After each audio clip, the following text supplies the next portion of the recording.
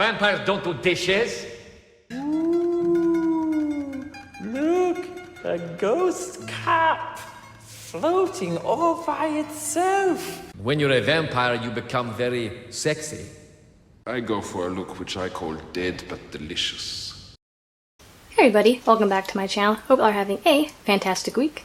Today, I have another tattoo related video, and I'm very excited to share it with you guys. If you did not know, I am a gigantic fan of What We Do in the Shadows. This is What We Do in the Shadows poster, signed by Johnny, aka Deacon himself. Got the DVD right here. Because of my grand love of What We Do in the Shadows, I got a tattoo dedicated to it. So I normally don't do movie tattoos unless it's related to a life experience. For example, I have my Harry Potter tattoo, and I got that because of my travels to London. And this one is not only because I love the movie, but also I got to meet Mr. Johnny, aka Deacon, at the Denver Comic-Con. It was a grand time. It was a really fun memory. I got to hang out with some friends there, and me and my friend Marlene, if you've been around my channel for a while, you will know Marlene. We got to attend Deacon's panel, which was hilarious. Everything he answered was in the form of Deacon. Any question we got, Deacon answered it.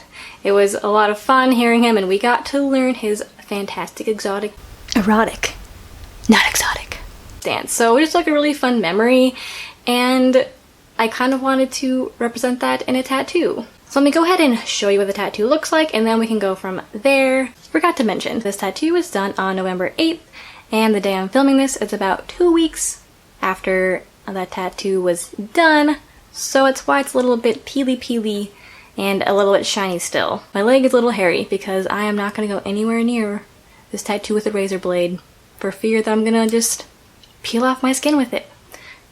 Like a potato peeler. So as you can see, it is a vintage plate. And that was my inspiration because, as we all know, vampires don't do dishes. Hence why I wanted a fantastically vampiric dinner plate. You'll notice in the middle of this vampire plate is the house from the movie.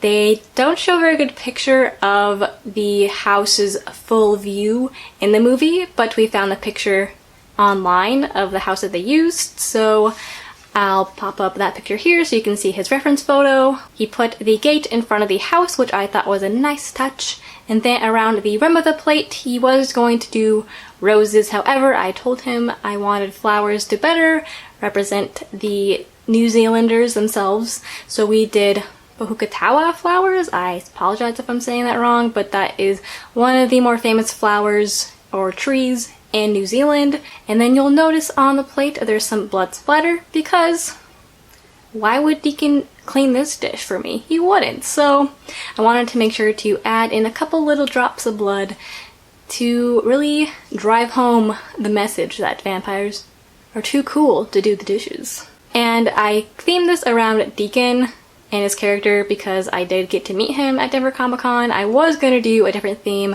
such as like the ghost cup, because I think that was hilarious, or something else from the movie that was iconic like that, but I thought this was the best way to represent my love of the movie and cherish a fond memory into a tattoo. So you may be wondering, who did this tattoo? Was it painful? Is it on your leg?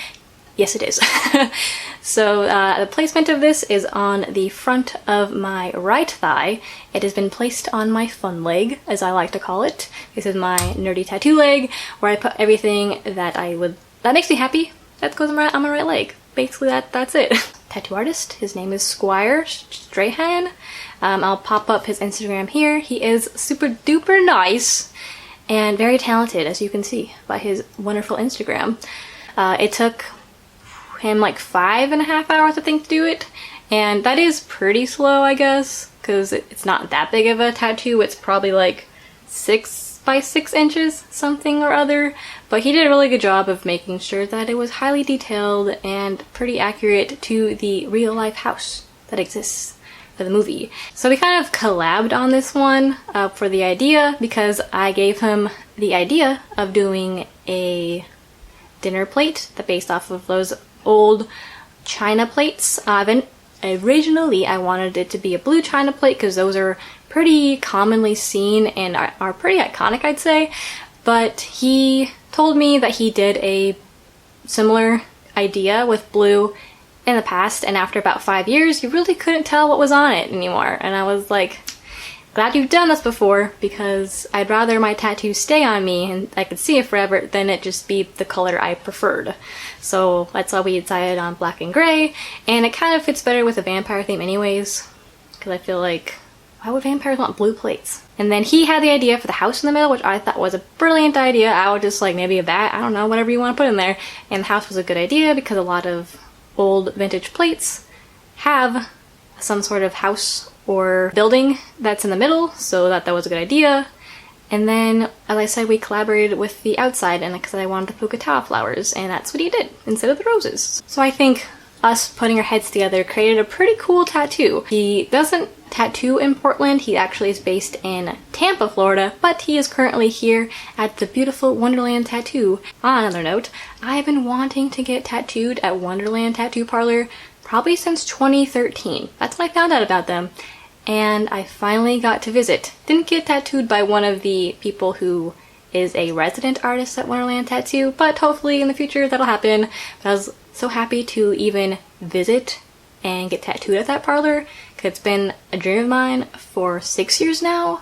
So I was a little bit fangirling on the inside when I went in, and they decorated it super cool. And they have like this really cool hand lamp that I want. I want to know where they got it.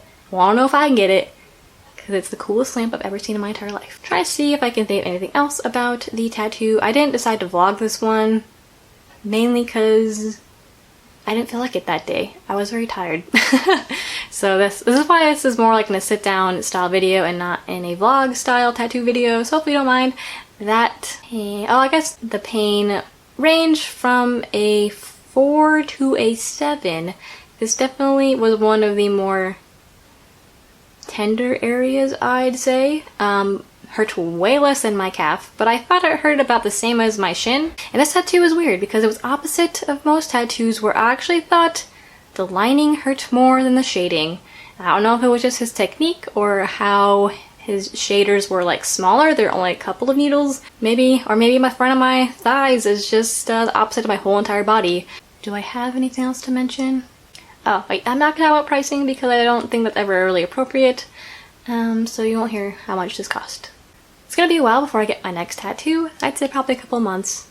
So we won't be seeing any updated tattoo videos for a while. I'm gonna go back in for my next laser treatment on my back. And that'll be probably it for a while. Let me know if you guys have gotten any new tattoos lately, and if you have seen What We Do in the Shadows. TV show or movie.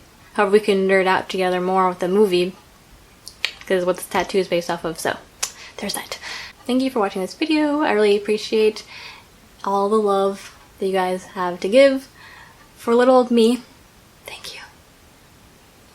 And I think I'm officially a vampire now with this tattoo, so look out. Hope you guys are having an awesome It's Spooky Week, and I'll see you in my next video. Bye!